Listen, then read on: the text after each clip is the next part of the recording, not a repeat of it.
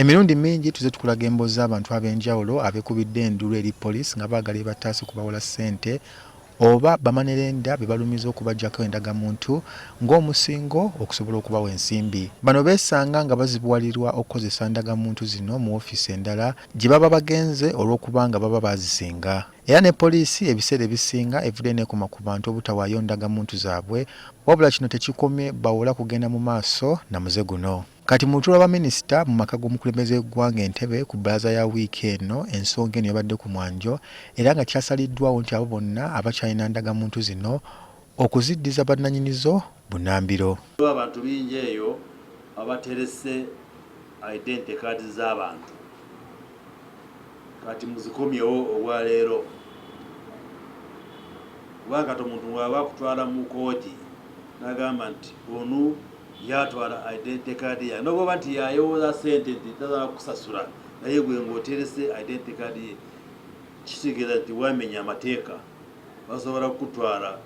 Era minisita w'amawulire Dr. Chris Baryomunsi ategeeza nti omuntu yenna analemera ndagamuntu zino waakukwatibwa.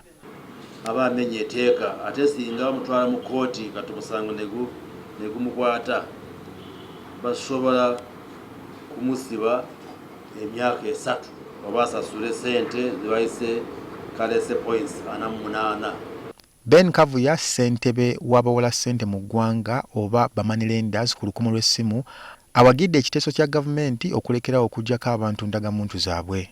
Nkiriza nnyo ngu national identity card asset ya gavumenti ate n'ekirala national identity card kirowooza tebeera musingo tebeera asset.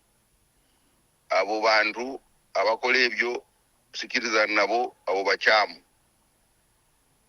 Bw'oba baagala kukola bizinesi bagikole mu ngero ennungi etali ya kukwata kutwala national identity card z'abantu.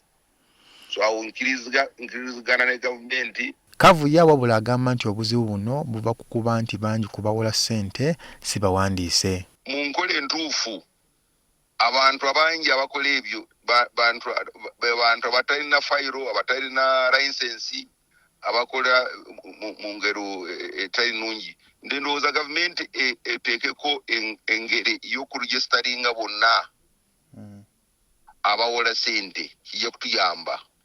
Mu kusoma bajeti y'eggwanga gye buvuddeko omukulembeze w'eggwanga yavayo n'avumira emiwendo gisusse bannayuganda kubawolera ssente mu bantu ekika kino. The Minister of Finance to cap the interest rates chargeable by money lenders. The inflation rate in Uganda is 3%. Why should the commercial banks charge 20% interest? How about the money lenders charging 36% or more? This is pure extortion.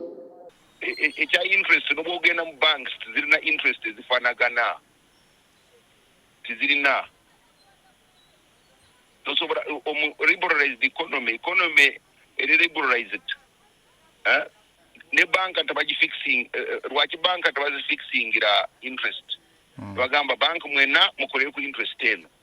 Usanga Stanbic irina ya interest DFC irina interest endala. So nze ndowooza ekyo kyekyekola bwekozi ate naffe abaana bawola balina omugaso mu economy ekibayamba.